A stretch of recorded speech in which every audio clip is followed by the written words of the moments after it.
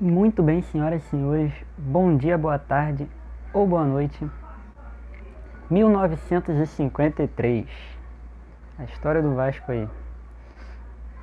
O Vasco já existia em 1953, já havia sido o primeiro campeão da América em 48. E agora estamos em 2021 e o Vasco encaminhou um ofício à CBF sobre o torneio Rivadavia Correia Meyer. O Vasco quer reconhecer, o Vasco quer o reconhecimento desse torneio organizado pela CBD com autorização e acompanhamento e auxílio da FIFA. Pois é. Primeiramente, para falar de 53, desse torneio de 53, a gente tem que falar de 51 e 52, sobre a Copa Rio. Então, a Copa Rio ocorreu em 51 e 52 e foi vencido nesta ordem pelo Palmeiras e pelo Fluminense. O Palmeiras ele até estampa na camisa uma estrela desse torneio, dessa Copa Rio, que no caso o Palmeiras chama de Mundial, o Fluminense, que até tem uma faixa que eles sempre botam lá no Maracanã, ali no meio de campo, que dá sempre pra ver durante os jogos do Fluminense, eles botam uma faixa também chamando de Mundial. E o Vasco, no caso, diferente do que muitas mídias disseram por aí, o Vasco é o reconhecimento desse título como intercontinental, não como mundial, entenderam? E o Vasco tem um outro mundial que... O Vasco tem um outro título que pode ser contestado como mundial, mas o assunto de hoje é 53. O Vasco lançou uma nota dizendo que vai pleitear esse título de 53, esse intercontinental. E se liga só na nota do Vasco, o que dizia na nota do Vasco? Na nota dizia o seguinte: o Clube de Regatas Vasco da Gama, por meio do presidente da diretoria administrativa, Alexandre Campelo, e do vice-presidente de Relações Especializadas, João Ernesto Ferreira, encaminhou ofício à Confederação Brasileira de Futebol, solicitando que a entidade promova encaminhamento à FIFA no sentido de recorrer ao torneio internacional Rivadavia Correia Meyer de 1953 como torneio intercontinental de clubes. Disputado entre os dias 7 de junho e 4 de julho de 1953, o torneio contou com a presença, além do Vasco da Gama, do Sporting Clube de Portugal, do Hibernian da Escócia, do Olímpia do Paraguai, do Botafogo, do Fluminense, do Corinthians e do São Paulo.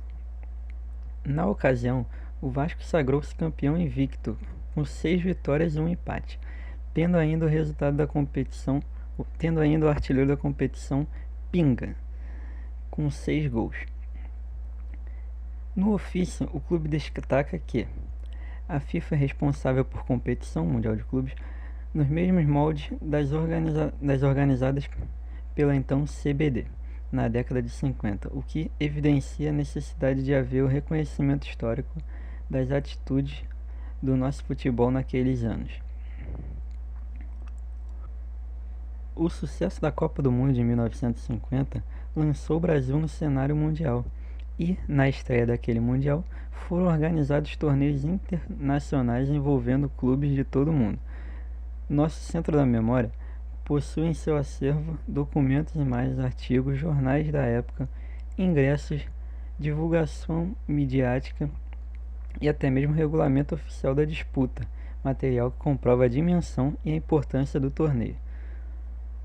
Com toda a documentação, encaminhamos à CBF um ofício solicitando que ela encaminhe à FIFA o nosso pleito, explicou João Ernesto. Em visita à CBF, na terça 12 de janeiro, junto com o presidente da diretoria administrativa, Alexandre Campelo, e o presidente eleito do clube, Jorge Salgado, o próprio João Ernesto presenteou o presidente da entidade máxima do futebol brasileiro, Rogério Caboclo, com um livro que conta a história da conquista Cruz Maltina de 1953. Então, o torneio Rivadavia Correia Meyer foi praticamente a mesma coisa que a Copa Rio, só que com outro nome. A Copa Rio, que aconteceu 51 e 52, foi extinta em 53, e em 53 eles criaram um campeonato, um torneio igualzinho à Copa Rio, com os mesmos times praticamente, só que com o nome do presidente na época da CBD. Rivadavia Correia Meia. Então, os grupos foram 2 grupos. A estrutura, os moldes, os times e o formato igualzinho da Copa Rio, então. E os grupos foram organizados da seguinte forma: tinha o grupo Rio de Janeiro, tinha Botafogo, Hibernian, melhor clube britânico da época, Fluminense e Vasco. O segundo grupo foi o grupo São Paulo, tinha Corinthians, Olímpia do Paraguai, São Paulo e Sporting de Portugal, na época tricampeão português. E os líderes dos grupos acabaram sendo Vasco e São Paulo, que alguns anos depois disputaram o final de um campeonato brasileiro. E um abraço para Sorato aí, por causa daquele gol de cabeça que eu não vi, mas está na história. Eu não vi, mas eu vi. Eu não vi ao vivo, mas eu vejo até hoje no YouTube aí. Um abraço para Sorato. E voltando ao vídeo, os líderes foram Vasco e São Paulo. Vasco e São Paulo pegaram nessa ordem Corinthians e Fluminense.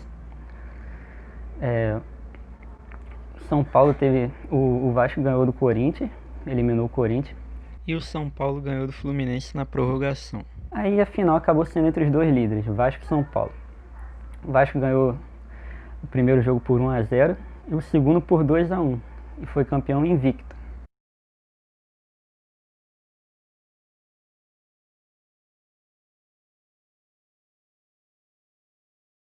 Palmeiras há um tempo vem lutando pelo reconhecimento da Copa Rio aí, de 51,